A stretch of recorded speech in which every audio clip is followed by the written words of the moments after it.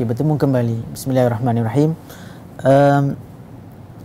Kalau sebelum ni saya menyebut tentang salah satu unsur kenapa takaful ada menyediakan manfaat ukhrawi kerana ia merupakan satu muamalat yang halal, dan kita telah faham bahawa mencari yang halal itu merupakan satu kefarduan, dan soal halal ni ada kaitan dengan hati di mana tempat jatuhnya iman. Jadi orang yang ada iman sahaja yang akan concern ataupun yang akan orang kata apa, cari halal ni. Kan? Dan yang seterusnya, kenapa kita kena cari yang halal? Sebab kesannya kepada kehidupan. Ya, supaya doa kita dimakbulkan oleh Allah Subhanahu Wa Taala, supaya selamat daripada siksaan api neraka, amal ibadat kita diterima oleh Allah, dan dia akan membentuk darah daging kita yang baik dalam badan kita.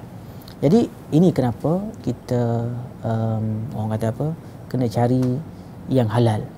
Ya, jangan duk cari, jangan duk buat jangan duk buat perkara-perkara yang haram, ya, sebab kesannya sangat besar dalam kehidupan kita, bukan sekadar kehidupan dunia tapi juga kehidupan akhirat.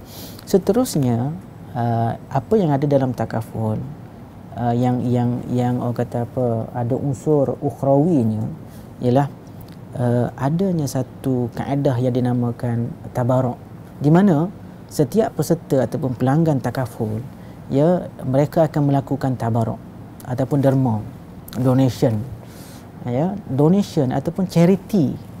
Ini bukan untuk orang Islam saja. Charity ni semua bangsa dalam dunia ini, kalau sebut charity, semua bangsa buat charity.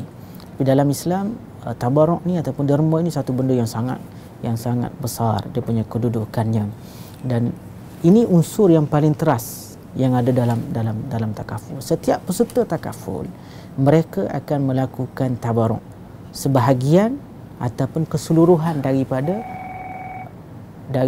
sumbangan takafulnya ataupun premiumnya, ya. Dan sumbangan takaful tadi dia letakkan dalam satu tabung, namanya tabung derma. Tujuan untuk apa? Untuk digunakan membantu peserta-peserta lain yang ditimpa musibah ataupun yang ditimpa malapetaka dan sebagainya. Dan saya selalu sebut di mana-mana kesempatan sekalipun, ya, derma dalam takaful ini adalah first class. Sebab berdasarkan hadis Nabi, sebaik-baik derma itu ialah tangan kanan yang memberi, ya. Macam mana dia punya hadis tu, ya? Tangan kanan yang memberi, tangan kiri tidak tahulah, lebih kurang begitulah tuan-tuan, ya. Maknanya sangat ikhlas, ya, sangat ikhlas. Memang betul dalam takaful, derma yang diberi oleh peserta, kita tidak tahu siapa yang kita membantu, dan orang yang menerima bantuan itu pun tidak tahu siapa yang membantu. Sangat first class. Sangat first class. Dan kalau kita lihat dari segi kelebihan tabaruk ini, ya Allah, sangat besar. Antaranya Allah Subhanahu Wa Taala melipat gandakan satu yang kita dermakan, Allah Taala gandakan 700 kali ganda. Ini kelebihan yang Allah Subhanahu Wa Taala berikan, ya, kelebihan bagi mereka yang derma. Jadi dua unsur yang ada dalam takaful, iaitu unsur muamalah yang haram dan adanya unsur derma ataupun tabaruk ini menjadikan bahawa takaful bukan saja menyediakan manfaat duniawinya, tetapi waktu yang sama, yang lebih penting khususnya bagi kita orang Islam, menyediakan manfaat ukhrawinya, muamalat yang halal, dan adanya unsur derma ataupun tabaruk.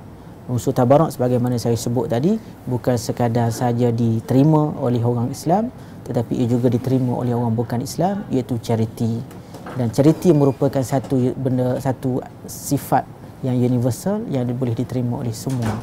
Dan sebab itu takaful bukan sekadar untuk orang Islam, tetapi juga untuk semua umat. Sebab Islam itu, wa ma arsalnaka illa rahmatan lil alamin, kami tidak utuskan engkau wahai Muhammad melainkan untuk memberi rahmat kepada seluruh alam. Wallahu alam.